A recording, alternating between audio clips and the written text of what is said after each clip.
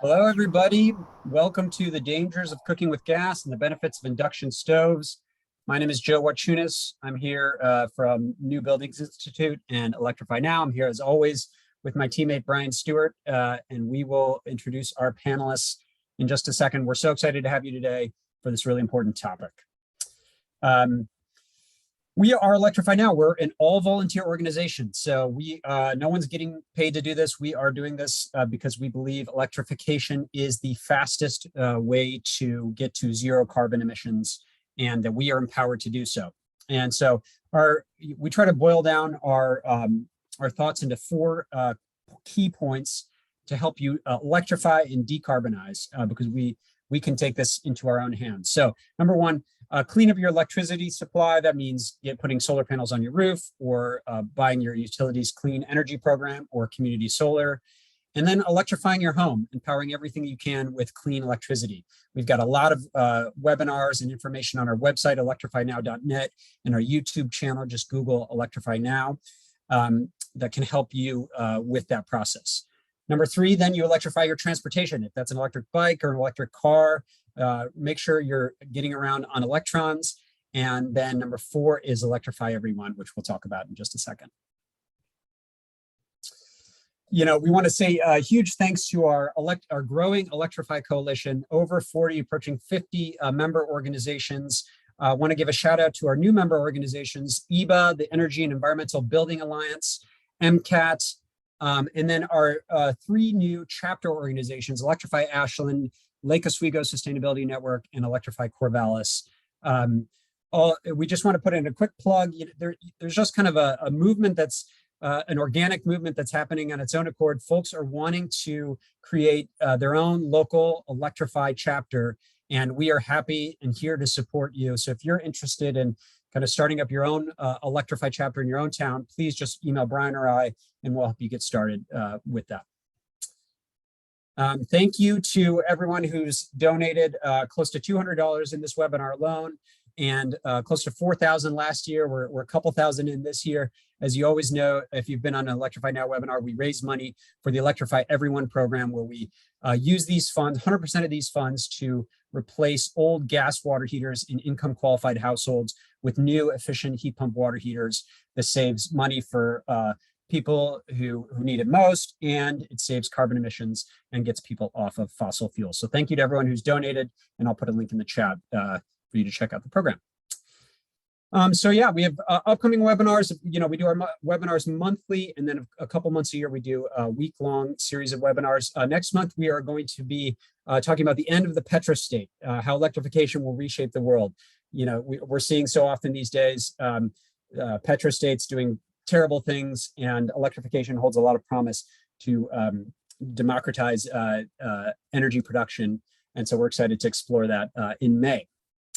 And Brian, before we do the focus on gas stoves, I encourage everyone to put in where they're coming in from today from the chat. Go ahead, and if you feel comfortable, let us know where you're listening in from. We always love to hear where our listeners are calling in from. But yeah, Brian, why are we focusing on gas stoves on today's webinar? All right, thanks, Joe. So yeah, just starting really big picture, why are we even talking about this topic? I mean, it's important to start with just a realization that methane gas, natural gas, is not the clean fuel we've all grown up with advertising around that. And the gas industry is really getting aggressive about continuing to sort of tout the advantages and this picture of potential a clean fuel economy with natural gas, which is mostly marketing. But regardless of what you believe about natural gas, it accounts for about 25% of the carbon emissions here in the United States. So it's a significant part of our emissions profile, and that's because we are using this to generate heat. This is not even the electricity generation aspect of gas usage. This is just the gas usage from heating buildings and for heat in industry, 25% of our emissions. And as we learn more about how much methane leaks into the environment at various stages, and what's going to be one of the topics of our conversation today, we see that when you add the effects of the methane leakage to the effects of combustion of methane, that the total impact becomes very similar to coal. Some people who are on the forefront of this measurement would say that it's worse than coal. I mean, there's some recent information from Stanford University that said that the leakage in the Permian Basin is approaching 10%. So imagine that, the 10% of the fuel that they're extracting from the ground there just goes straight into the atmosphere. And the global warming potential of unburned methane is so high that that's what tips the balance towards making coal not the clean bridge fuel that we've been led to believe. Sorry, natural gas, it's more like coal. All right, the other reason why it's important to just auger into this topic of natural gas is that, I think most of us are pretty aware that filling up our cars with gasoline and then turning them on and when you see that belch of smoke that comes out, particularly if you have an older car, then when I tell you that there's 4 to 8 tons of carbon emissions that come from that, it's not probably too surprising. You're really familiar with the gassing it up every week or whatever, filling it up. Your house, however, gets energy from, if it's natural gas heated, gets energy from very similar places, but it comes in a pipe underground, so you're not aware of having to fill up your house weekly or every couple of weeks. You're not even probably aware of the flame that's burning maybe down in your basement in your furnace, or the smoke that's coming out of your chimney as those devices are exhausted to the atmosphere. But in truth, your home produces more carbon emissions if it's naturally gas heated than your car. It's just that you can't see it. So that's why it's important to talk about this stuff. And the two big culprits are your furnace and your water heater, like we've talked about in other webinars. But today we're focused on stoves. And stoves are not nearly the same level of emissions that you get from your furnace or your water heater, but they're still significant, and they're underappreciated, I think, which some of our panelists will talk about today. But they're also a serious source of indoor air pollution. And the other thing that I think is important to point out about stoves is that most people don't have a very emotional attachment to their water heater or their furnace. But gas cooking seems to really, be something that people either tend to love. And so I think one of the reasons why this is important to talk about is that while this appliance might not be one of the major sources of carbon pollution in your life, the fact that so many of us are attracted to gas cooking is often a reason to have gas in our homes to begin with. So that's why it's important to focus on gas stoves. And today, as we're digging into this topic, we're starting with the dangers of gas stoves, but we also want to spend some time towards the end about why induction is just such a better solution. But primarily, we'll be talking about the dangers of gas stoves and what are those indoor air pollutants that come from those devices, and why should we be concerned about that? How does ventilation play into the picture? Because I think a lot of us feel like, well, we've got a hood, so we're fine. That's not always the case.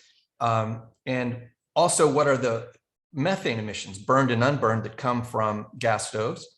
And then, of course, we have two amazing panelists here who are going to be able to talk to us in detail about the health implications of these emissions. And then we'll end on, induction. Does it solve those problems? And are they as good as gas stoves? All right, so that's kind of what we're going to be talking about. I want to introduce our amazing panelists. We have, first of all, Dr. Eric Lebel from PSC Healthy Energy. He conducts research on emissions of methane and health damaging air pollutants primarily in California, and including those from residential appliances. And he has worked on methods, and is still working on those to systematically quantify these emissions. While he was completing his PhD in environmental earth system science at Stanford, he co-authored a study on emissions from gas stoves, and he's going to be discussing a lot of the details of that today. After Eric goes, we'll have Dr. Melanie Plaut, who's a retired OBGYN physician and now concentrates on the intersection of health and climate in her work here in Oregon with 350 PDX and also Oregon Physicians for Social Responsibility. She's been active in educating and advocating for electrification and the health dangers from fossil fuels with policymakers in her state, in the state here. And so has Ann Turner. I have the pleasure of working with both these amazing women pretty regularly. And Ann is retired from her career as a physician in community health centers in central Los Angeles and also here in Oregon. She now volunteers with Oregon Physicians for Social Responsibility on their Healthy Climate Action Team to address the health and environmental justice issues that are interwoven with the climate crisis. I'm really excited to have all three of these panelists with us today. And I think, first of all, I'm going to turn it over to Eric to kick us off. And Eric, while you're getting your slide set up, just remind folks, please put your questions in the Q&A. That's easiest to track them there. And chat is just for points of discussion. Thanks. All right. Well, thank you, everybody. All right. Hopefully that the slides are sharing okay. Holler if they're not. So I'm Eric Lebel. Thank you for the introduction. And I'm glad to be here today. When I did this research, I was a graduate student at Stanford University in the Department of Earth System Science.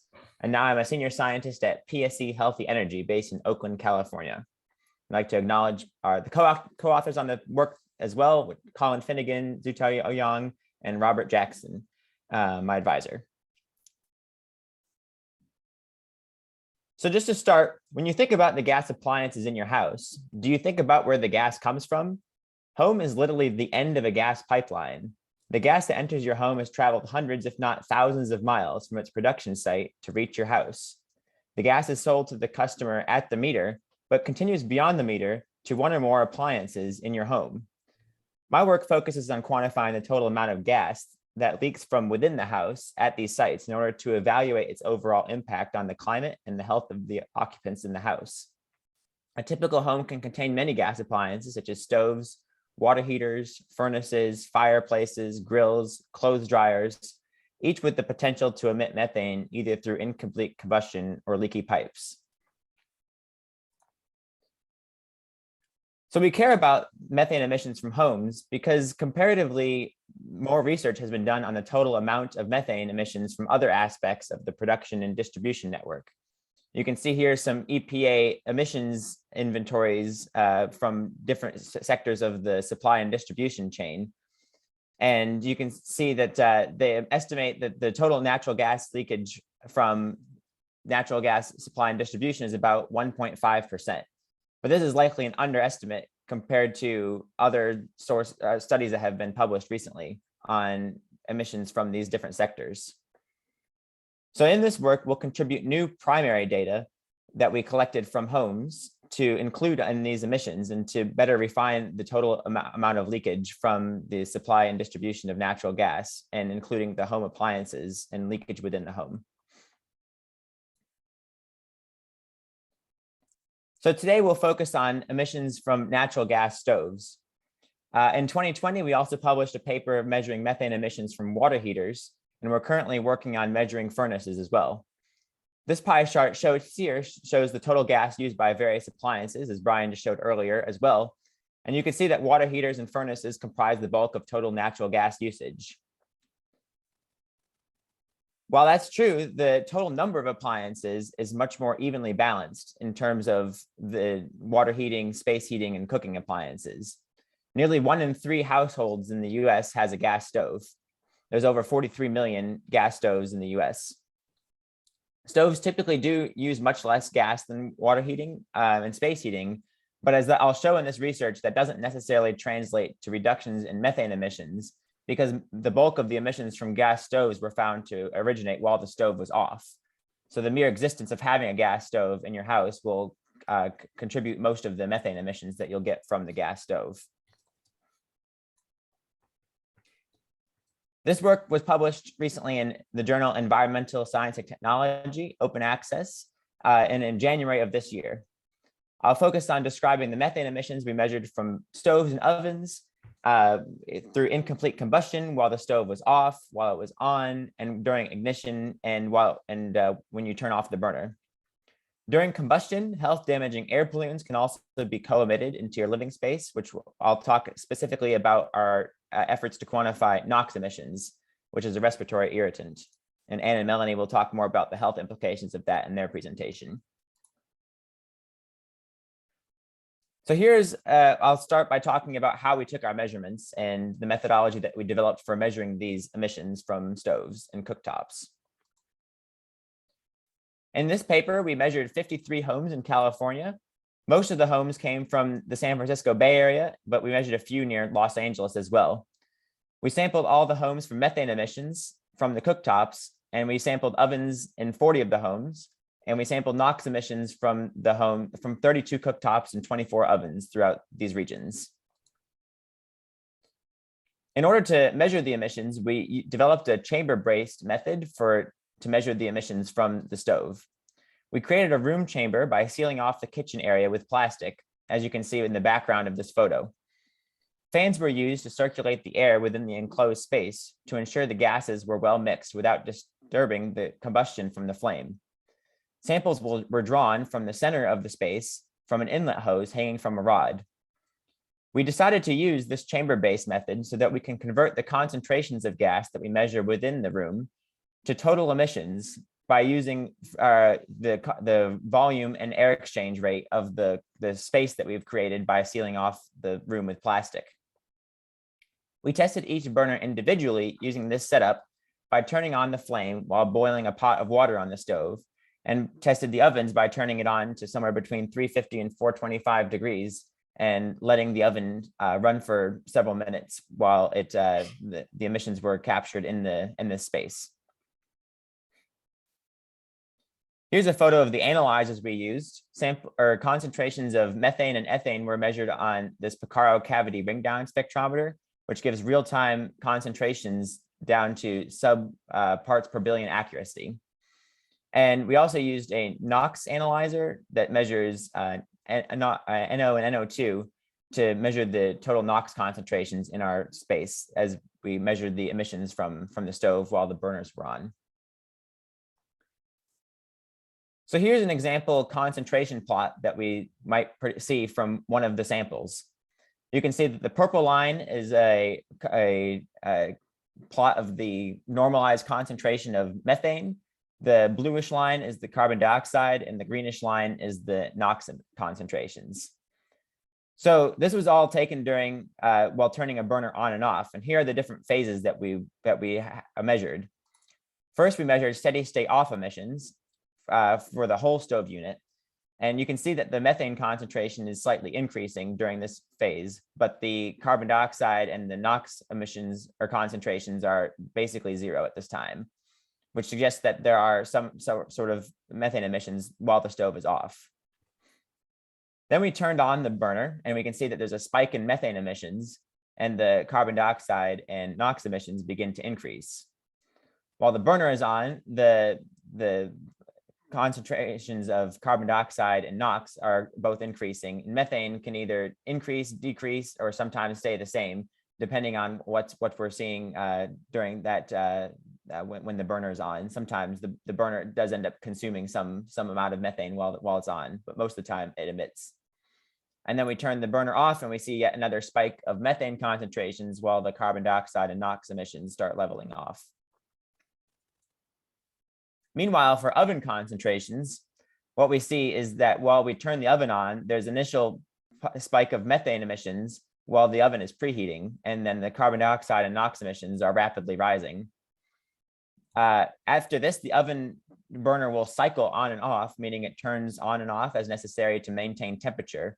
And for every time it turns off, there's a spike in methane concentrations, and it will spike again when the oven turns back on again. And meanwhile, the carbon dioxide and NOx emissions concentrations will also increase when it turns back on.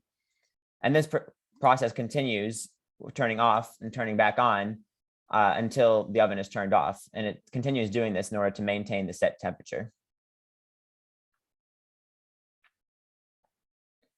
So now I'll share some of the results that we found by measuring the stoves using this method. So this plot shows the total steady state off measurements that we collected from each of the stoves. Every black dot represents a single measurement from a stove, which we took about 2 to 5 times at each of the stoves. The black dots are grouped into bins representing each individual stove that we visited. And on the left is a summary box plot, with the red star denoting the mean of all 53 stoves. Overall, we found that average emissions from steady state off totaled 58 milligrams of methane per hour. Emissions were also long tail distributed, meaning that a small number of stoves were responsible for most of the emissions. The highest 9 emitting stoves, for instance, had no individual measurements of steady state off less than the overall average, suggesting that it is these few stoves that we should be most concerned about for steady state off emissions. I'll also note that only one stove, the very last one here, had emissions that were less than zero. Every other stove we measured as some positive amount of steady state off emissions from the stove while it was off.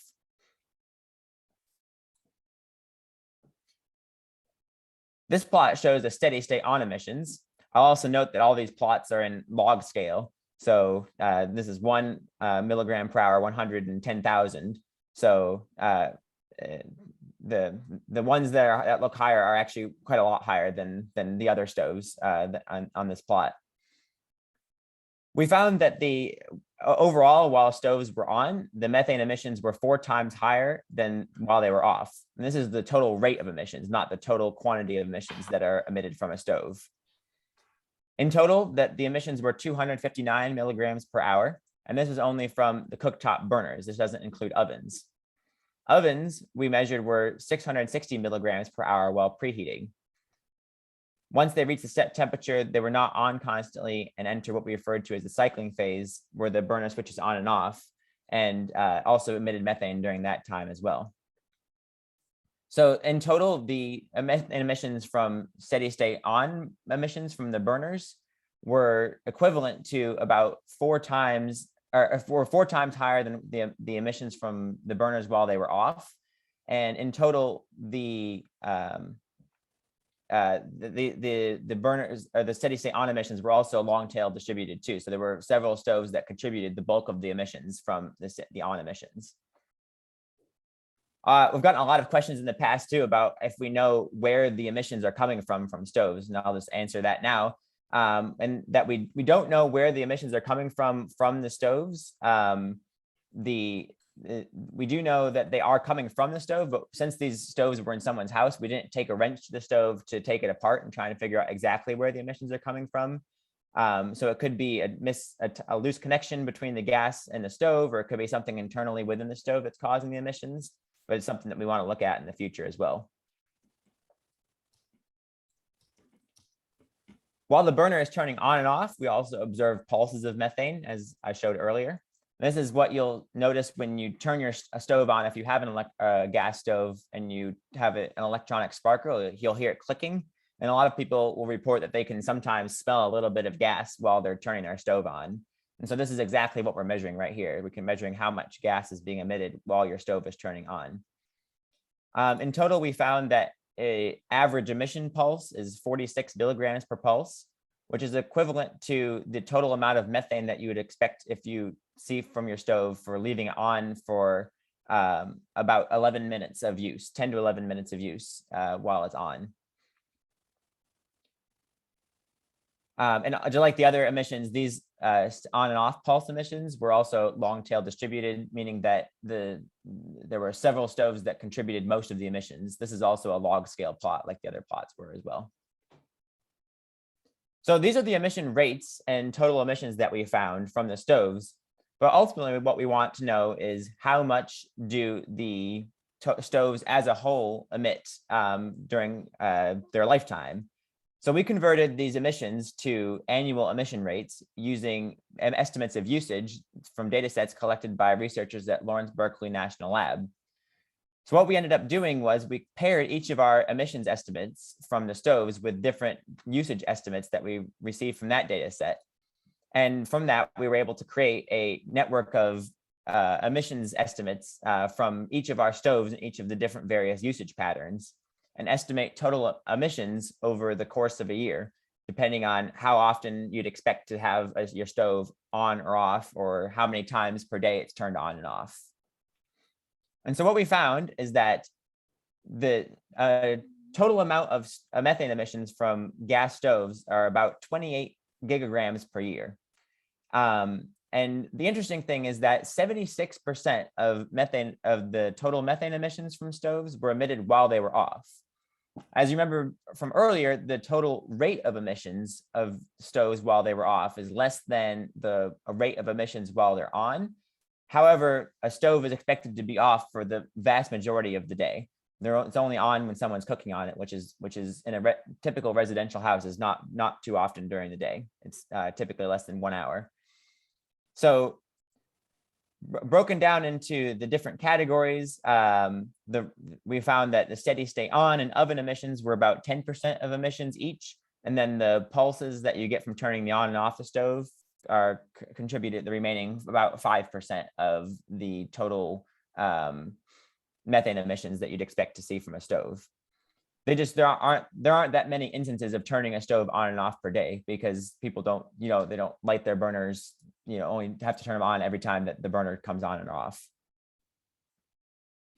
So now let's compare the total amount of methane emissions that we have from stoves and see how it stacks up compared to the total carbon dioxide emissions you'd expect. So just from burning the gas from the stove for cooking processes, you'd expect to emit 6.2 million metric tons of carbon dioxide every year this is from all gas stoves in the US. Again, there's 43 million gas stoves. So we're scaling our numbers based on those estimates of gas stoves so we can compare them to national estimates of carbon dioxide and methane inventories. We took our methane emissions and using the global warming potential of 86 for a 20-year time scale, we found that the total amount of methane emissions from gas stoves are 2.4 million metric tons of carbon dioxide equivalents per year.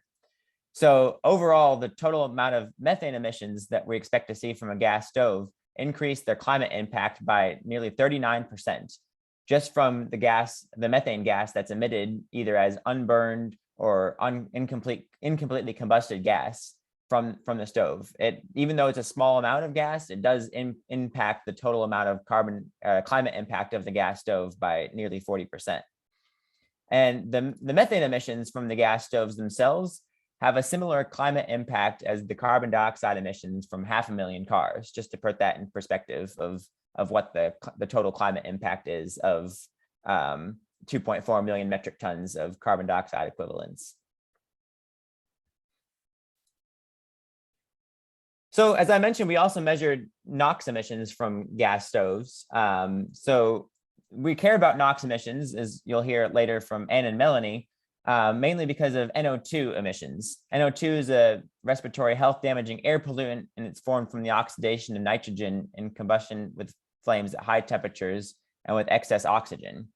It's produced naturally, pretty commonly through lightning strikes, but it's also produced anthropogenically from man-made sources, most notably from traffic pollution. It's emitted from tailpipes in cars. But it also is emitted from combusting any sort of gas, including gas at your stove. So we measured the total amount of NOx emissions from gas stoves side by side with our methane emissions in some subset of the homes that we visited. And so I'll tell you about what we found now. One of the interesting things we found is that total NOx emissions are correlated with gas flow. So if you turn up the total amount of gas that you use on your stove, either by using a larger burner or by turning on a burner on higher or by using more than one burner at once, you'll get higher amounts of total amounts of NOx emissions from your gas stove.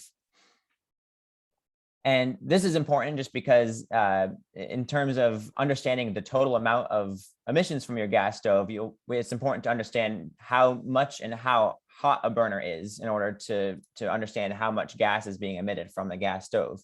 And ultimately, the total emission rates will translate into concentrations of gas inside your kitchen, depending on the size of your kitchen and the ventilation in your kitchen.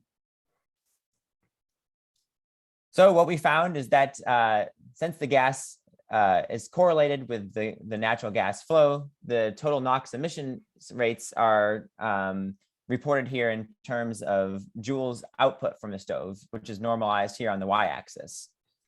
Overall, we found that the NOx emissions were relatively constant when normalized over energy usage.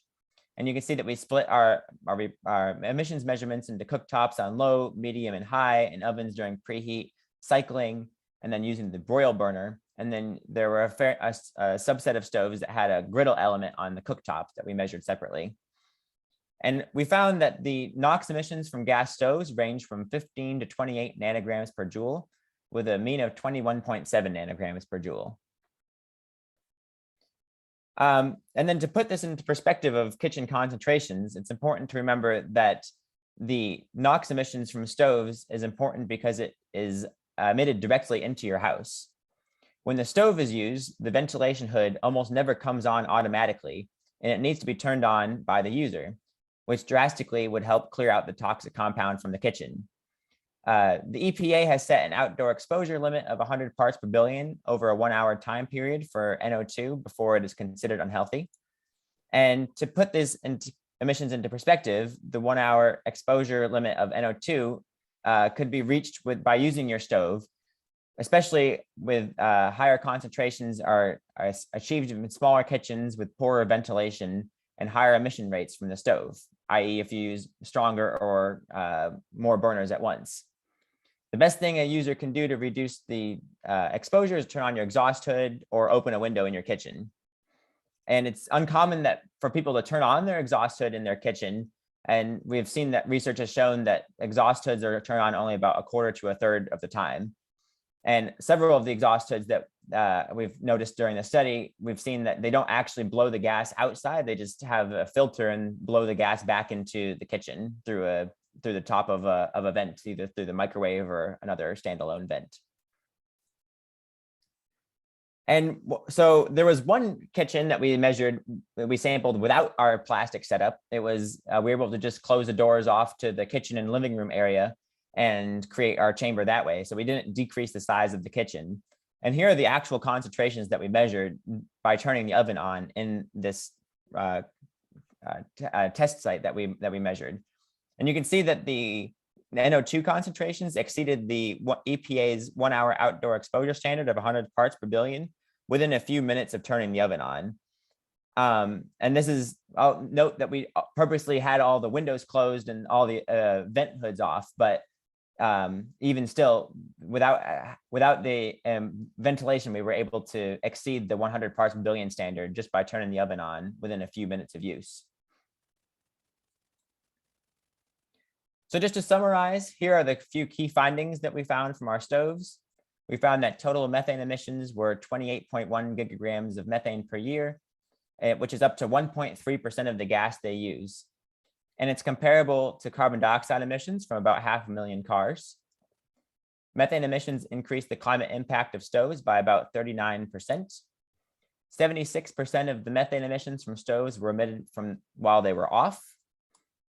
And given the NOx emission rates that we measured during this study, the EPA outdoor standard of 100 parts per billion for NO2 can be exceeded by using the stove or oven, particularly in smaller kitchens with poor ventilation and also with using more and higher powered burners. I'd just like to point out a few future directions, a few research questions that we have going forward. We're interested in finding out, are there similar levels of pollutant emissions from propane stoves compared to natural gas stoves? We're interested in finding out if methane and air pollutant emissions from commercial kitchens compare with residential kitchens, as commercial kitchens have a very different usage pattern than you'd expect to see in residential kitchens, and typically are bigger burners and higher power burners. We're interested in finding out if emissions from stoves compare with other gas appliances. As I mentioned earlier, we published a paper on water heaters and found that overall the water heaters emit more quantity of methane, a larger quantity of methane than gas stoves, but a lower percentage because they use more gas than gas stoves do. And we're also doing this for other gas appliances as well, like furnaces and other appliances in homes. And we're also interested if emissions from gas appliances vary by geographic regions. So we're going to try and take some measurements in other regions as well. And lastly, we're interested in finding out what are the concentrations of other air pollutants and unburned natural gas. So this is a project I've been working on at PSE. We've sampled over a dozen cities in the US for unburned gas from gas stoves to find out if a gas stove is leaking into your house or if you're exposed to a gas leak in other ways. What else are you exposed to besides the methane that's in the gas? Are there other pollutants in gas that are possible health exposures if you're exposed to a gas leak. So I'm going to stop there and turn it over to Anne and Melanie. Thank you so much for listening, and I'll be happy to answer questions later. Thanks. Thanks so much, Eric.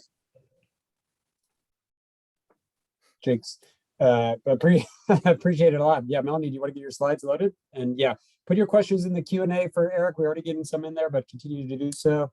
And then we'll do Q&A after Melanie and Anne present.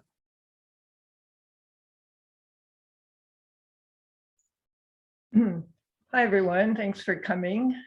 I'm Ann Turner, and I am going to be talking first about the health impacts, so really the dangers of methane gas.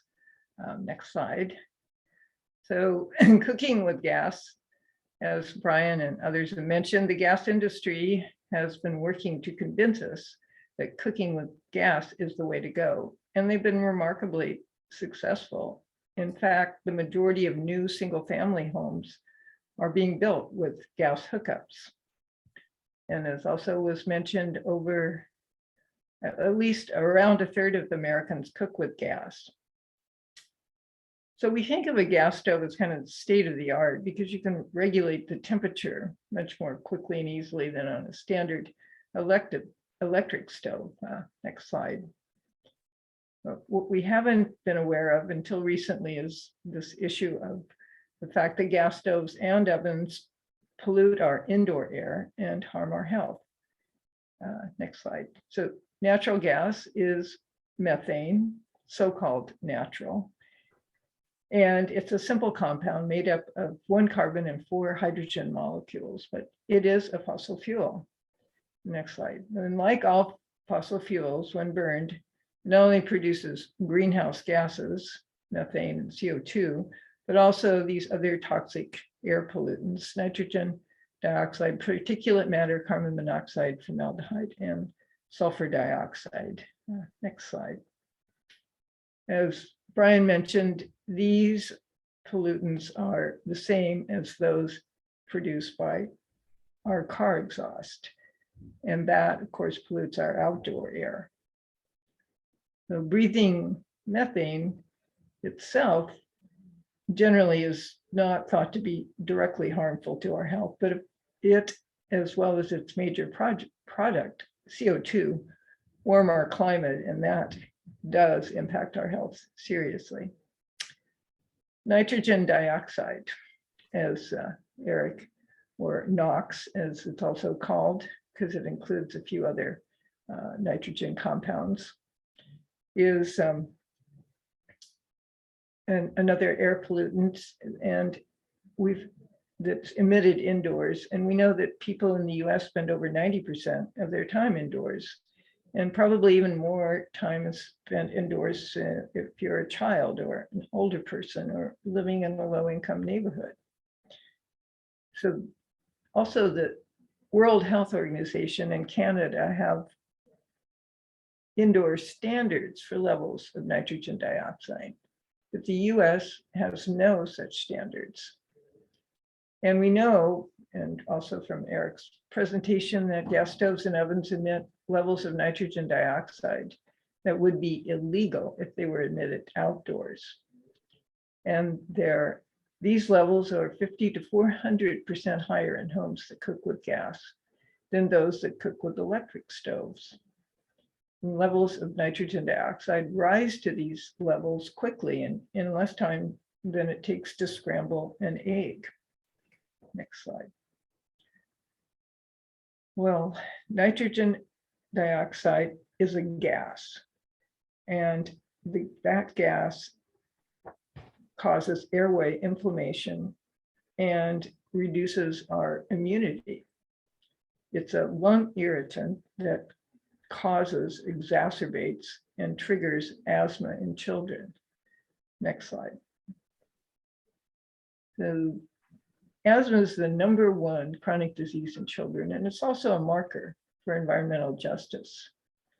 We know from a 2013 meta-analysis that included 41 different studies that children who live in a home with a gas stove have an increased 42% increased risk of asthma if they live in a home with gas stoves, and a 24% increased risk for lifetime asthma, as well as a 32% increased risk of current asthma.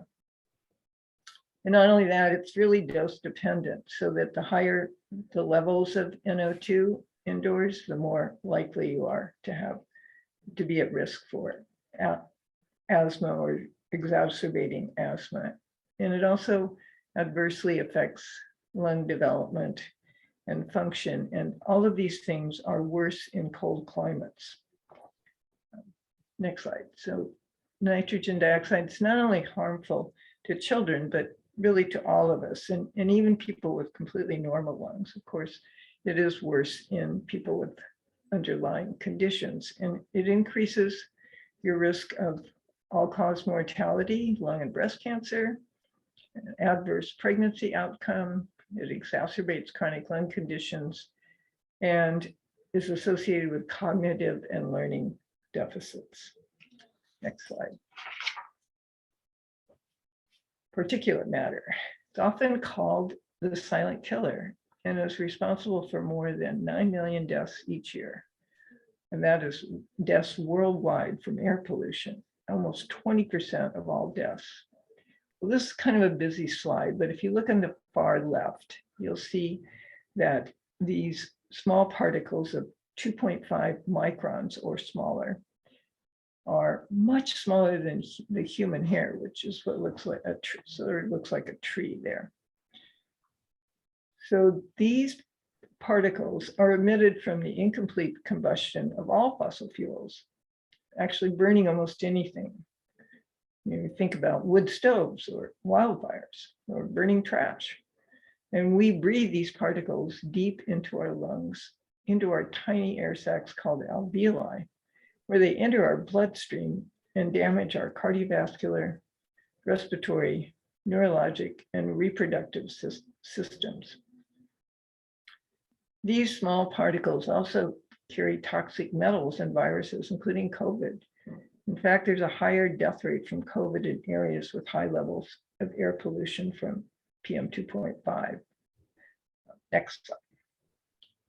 We ask, doesn't cooking itself produce PM 2.5? And the answer to that is yes, especially at high temperatures. But gas stoves emit twice as much PM 2.5 as electric ones. Acutely, exposure to PM 2.5 increases your blood pressure and your risk of stroke.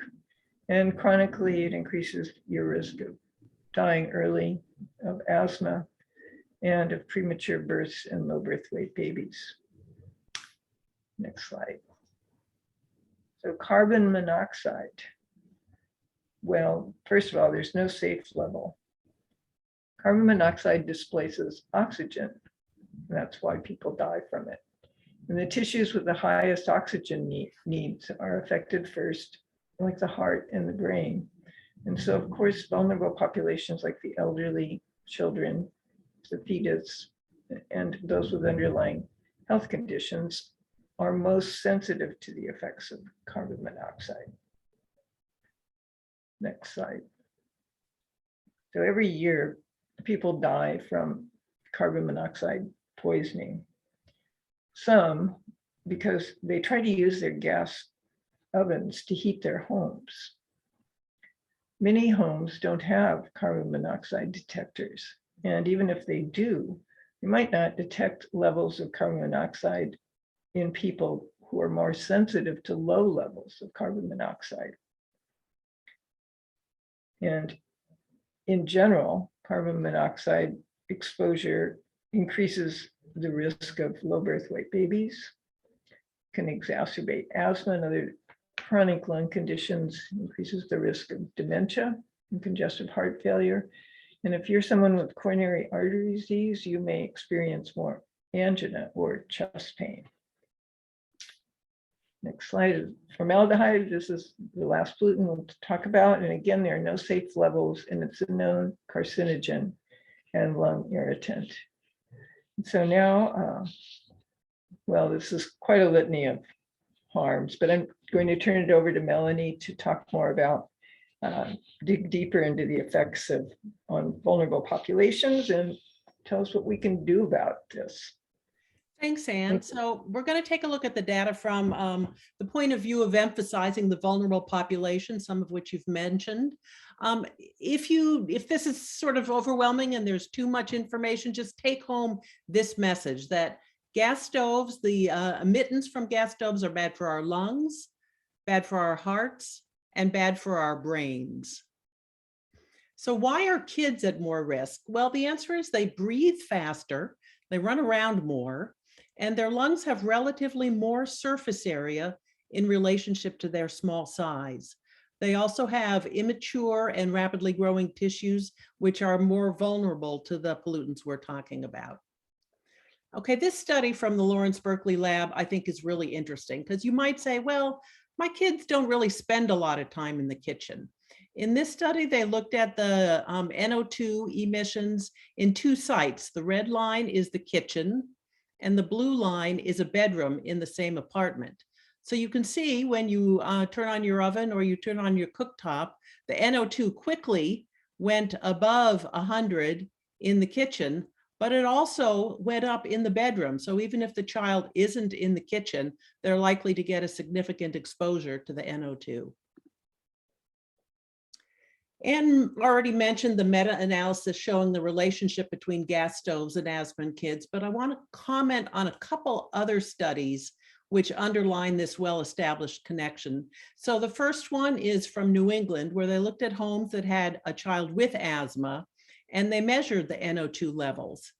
The thing that was interesting is that the kids' symptoms got worse with NO2 levels as low as 6 parts per billion. You remember the 100 parts per billion is the outdoor 1 hour safety level. So this is much, much lower than that.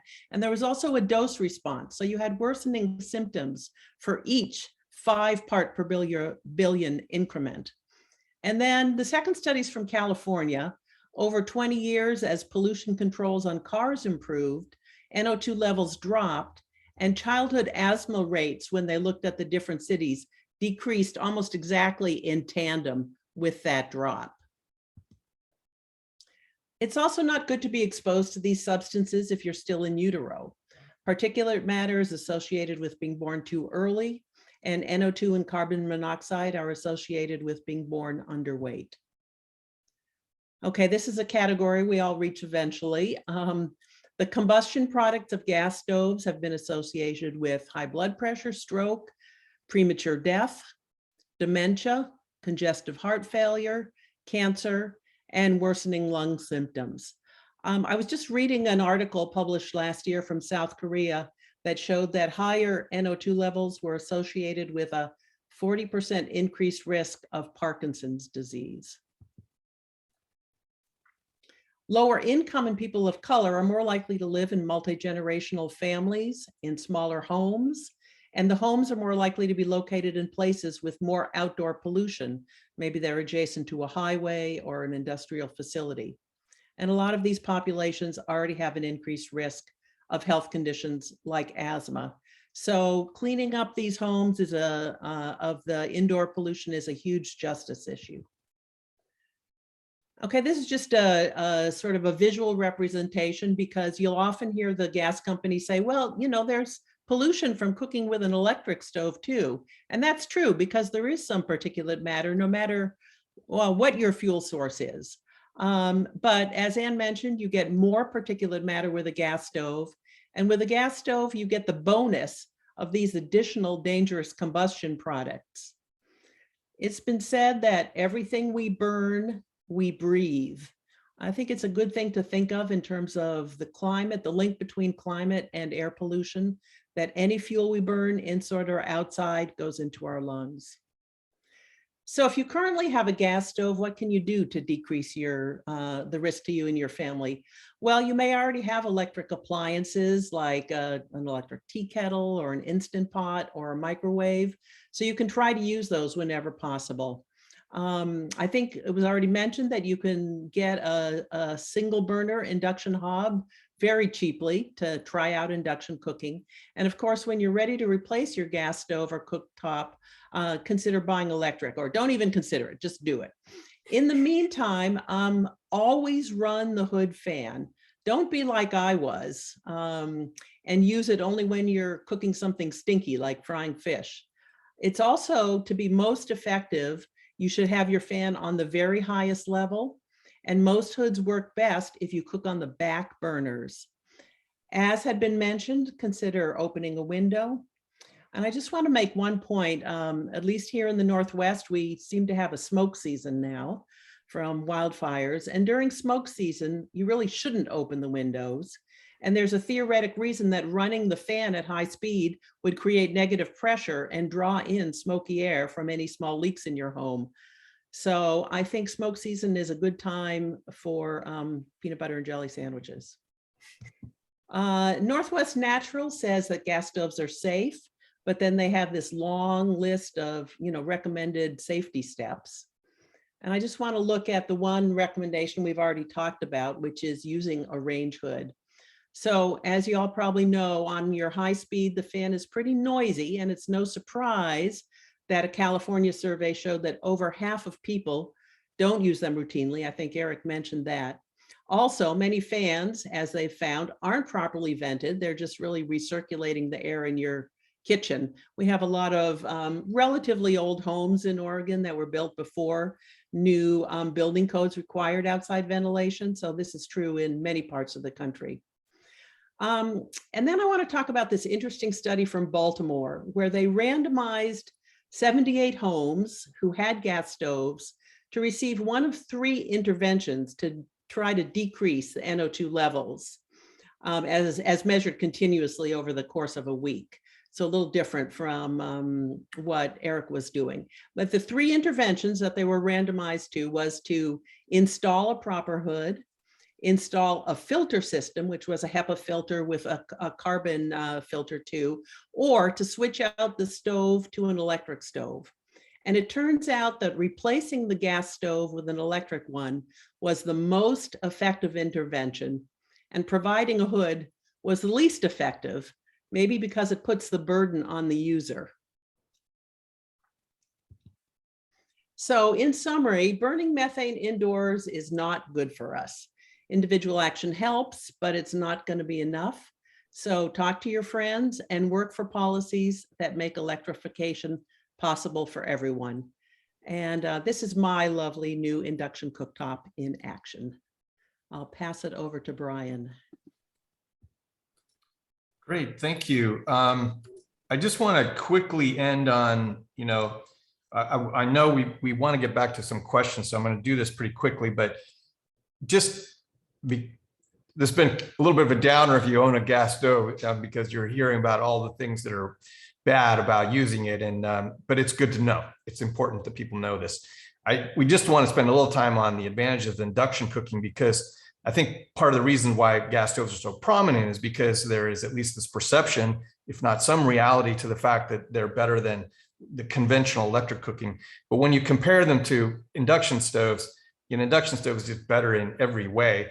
And we'll talk about this in more detail, but it's got more precise temperature control. It's much more instantaneous in terms of the temperature change, which is fantastic if you're cooking, so you don't burn things when your pot gets too hot and then you turn it off and it's still too hot. Faster heat, faster cooling. It's much safer. I mean, the glass top will get warm, but it doesn't get glowing metal hot like your gas grates will. So it's much safer because it's generally cool to the touch.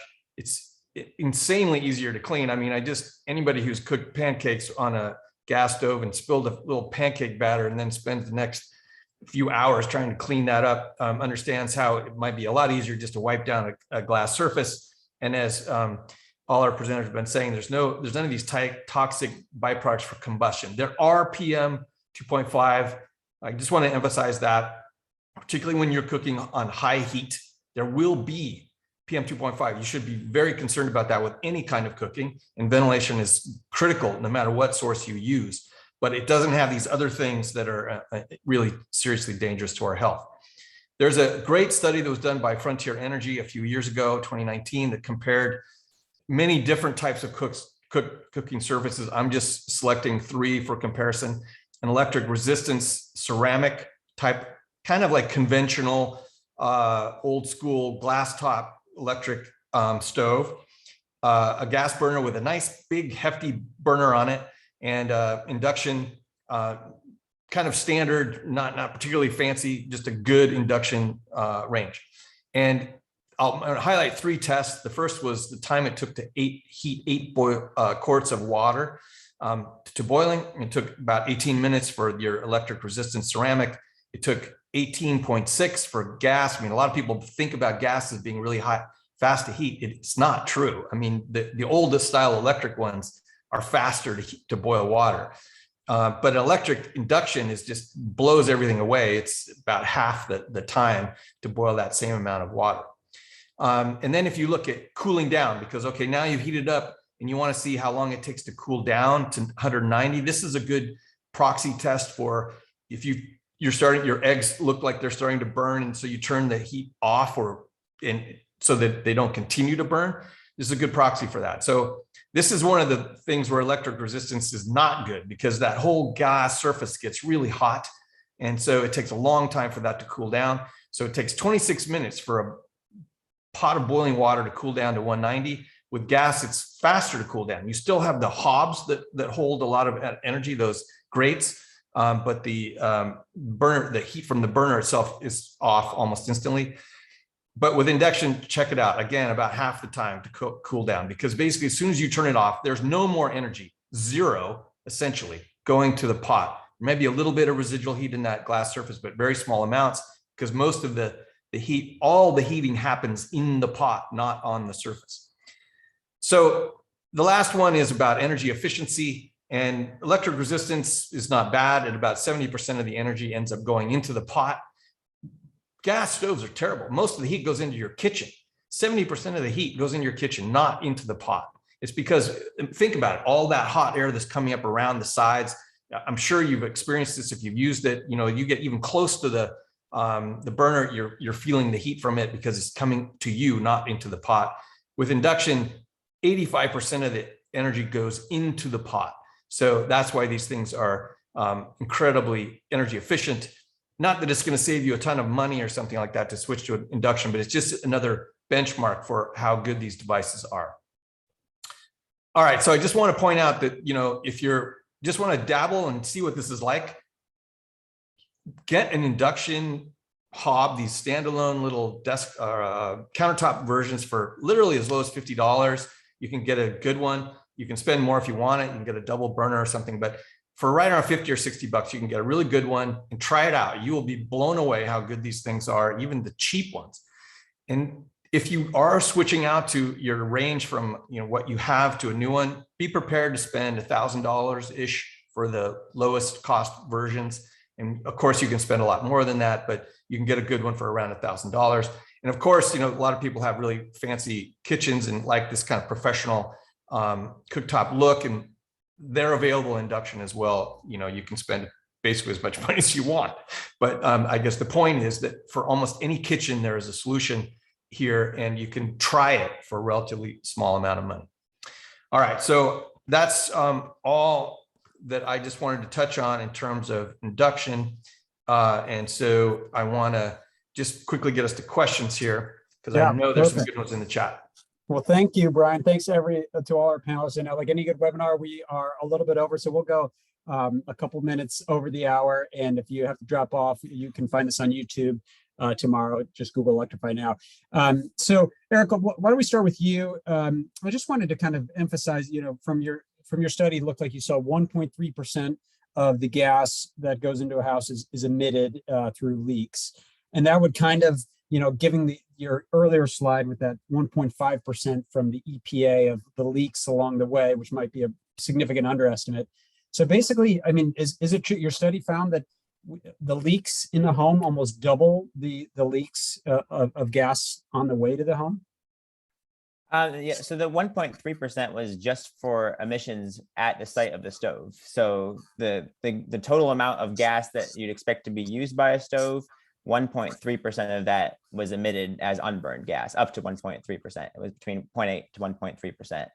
And so, yes, you're right. That does add on top of all the other point sources of leaks along the way. So as I mentioned, that gas has traveled hundreds, if not thousands of miles to get to that point at the stove. And all along the way, there's could be sites for leaks, in neighborhoods or in production sites or in gathering and compressing stations, et cetera. There's all kinds of spots for leaks along the way.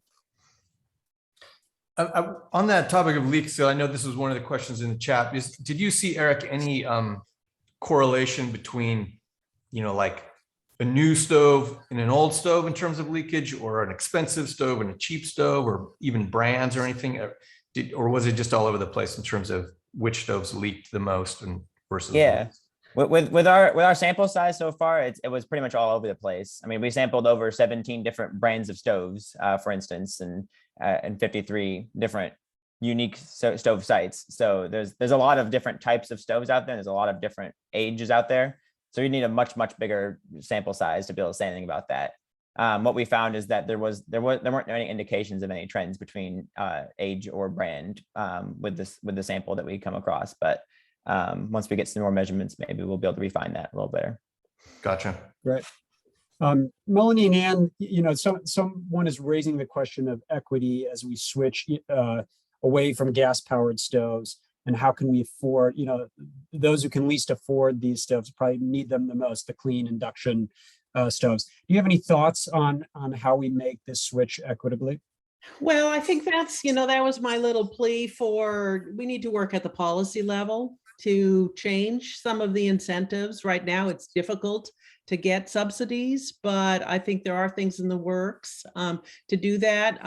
Probably the main subsidies right now are for things like heat pumps and water heaters, but we should be working on the gas stove subsidies to switch out to electric stoves also, because it's a huge equity issue. It's a huge equity issue, no doubt about it. Yeah, absolutely.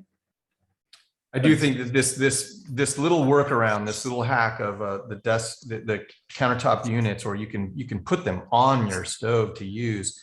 I think I don't have any data on this, but my instinct is that the vast amount of cooking is done with a single burner anyway. And particularly if you're thinking about things like, I think about things that were like, spaghetti sauce or cooking a stew or something like that, where you're actually using that burner for a long time. These workarounds with induction can be really, or crock pots, these kinds of devices can be really good hacks. So if you're a renter and you don't have the ability to replace the stove, for example, those sorts of things can be really helpful. And I think we need to find ways of encouraging that. Yeah.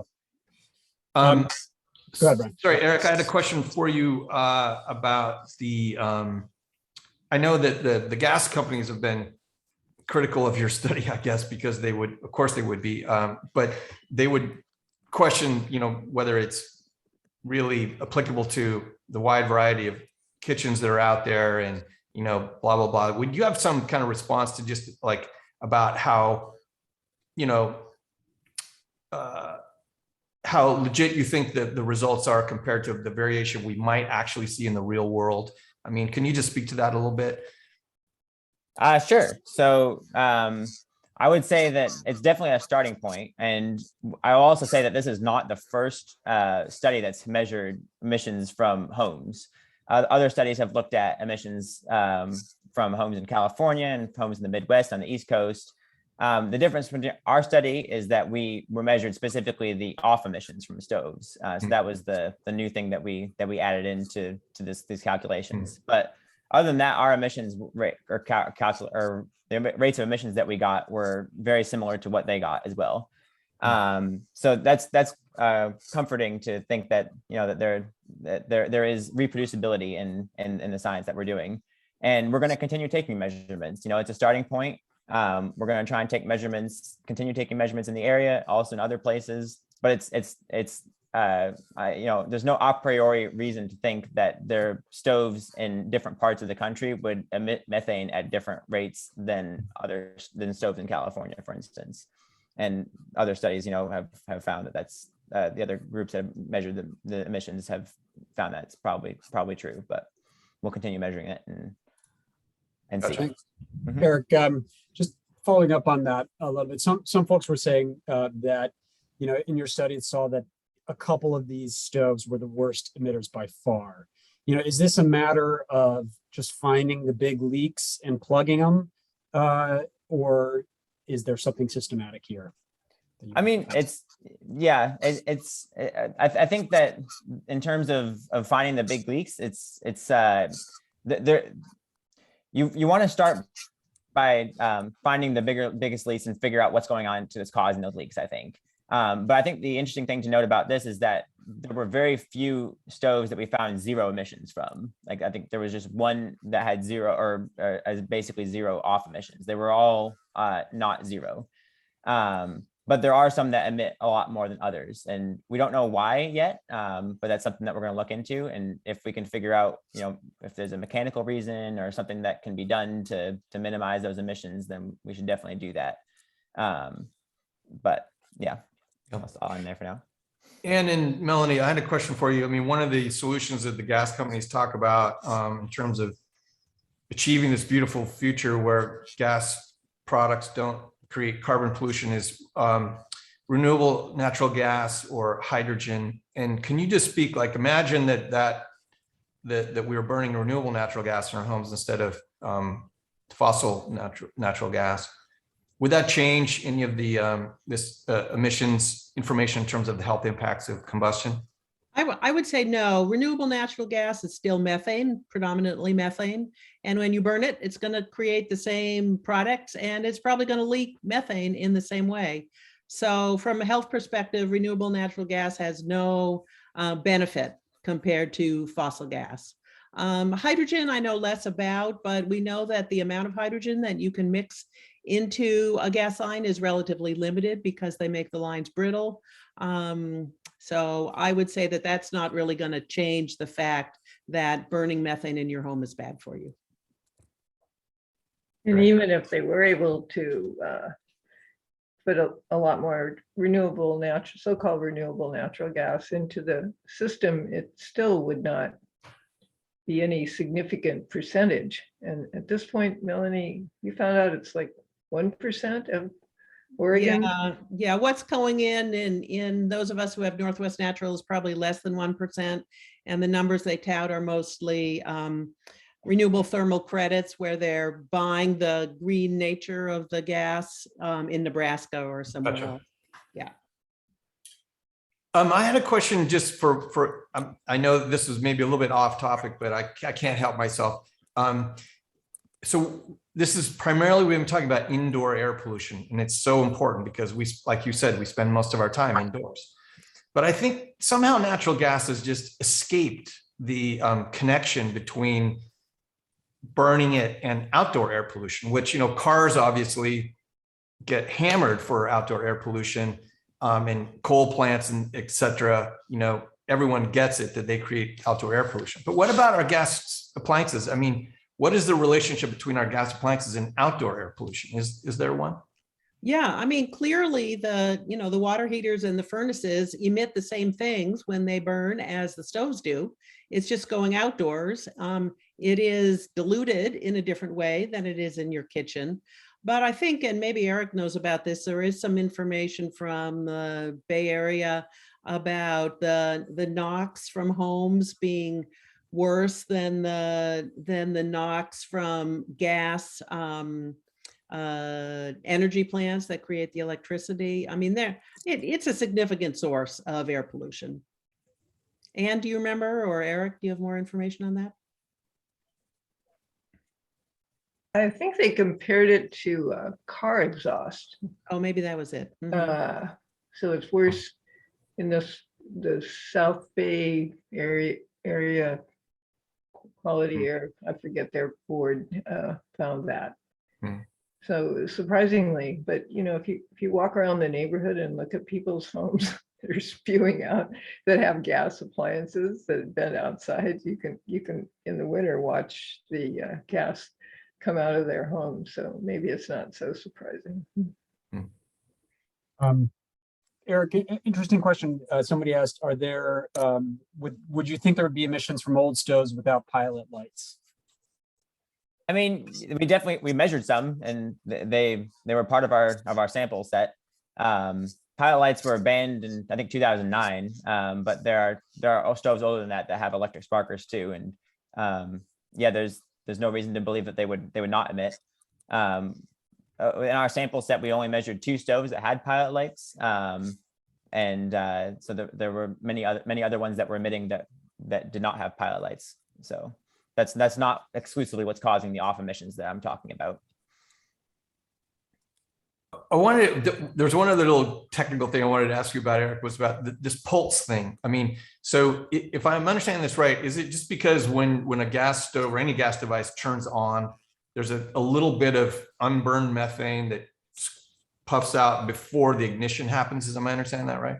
Yeah, that's right. So you can think of like there's a tube that connects the gas to the burner, and it needs to fill with gas, and then the sparker will ignite it once it gets to a certain concentration. But before it gets to that concentration, it's possible that some of the gas will escape unburned from the flow through the tube. And that's what you think is going on with that pulse of gas that you get when you turn it on. And it's pretty common for people to smell gas at that point as well when they're lighting their stove. A lot of people have reported to me that they can smell gas when they're turning their stove on. Right. There are a couple of questions about using induction stoves with a pacemaker or an insulin pump or something. Melanie or Ann, are you familiar with? Yeah, I wish there were more study on this. One thing that I can say that's reassuring is in Europe, where there are more induction stoves than we have here, there are no recorded cases of somebody's pacemaker being disrupted by an induction stove. There's a recommendation from, I think, the British National Health Service to stay 2 feet away from an induction stove, but as far as I can tell, that's not based on evidence.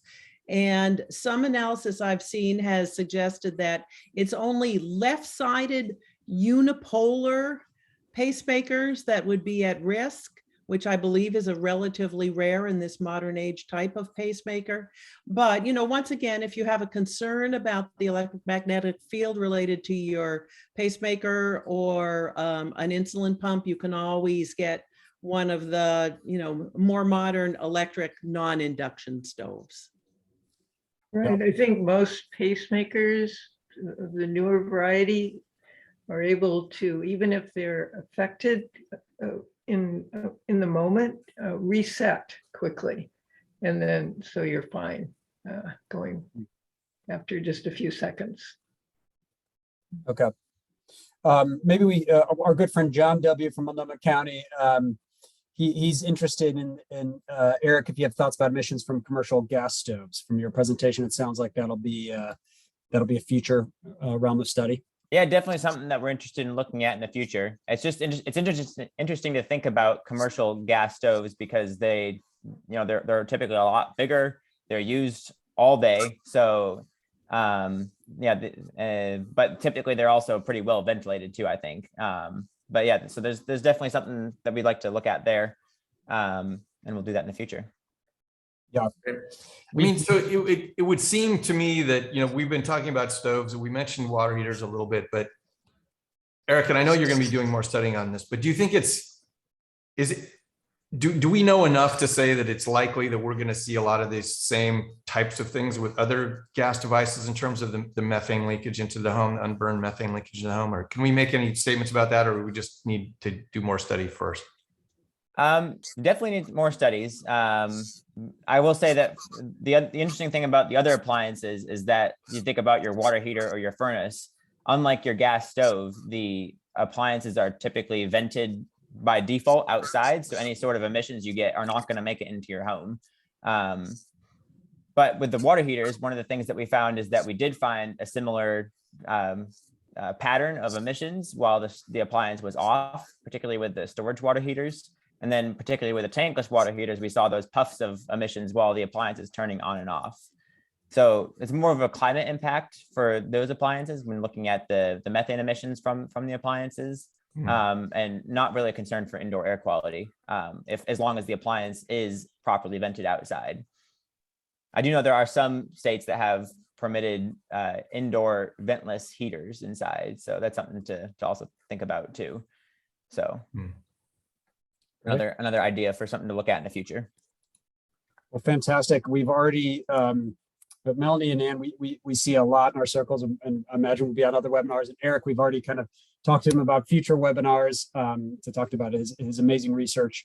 So we hope to have him back in the future. But I think we're 15 minutes past the hour, Yeah. and this has been an amazing presentation with amazing discussion. Thank you to everyone for being here. Again, we'll be posting this in our YouTube channel probably tonight, and we'll send it out in an email tomorrow along with the slides. So those are coming your way, all this great data. And want to say thanks to our panelists, Melanie, Ann, and Eric, for their amazing presentation. Thank you for sharing your time and your knowledge with us.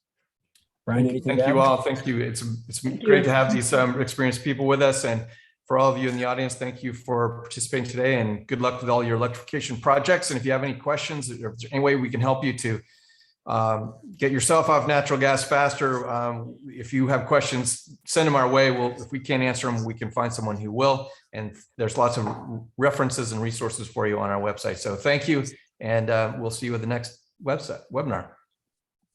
Thanks, Thank everybody. you all.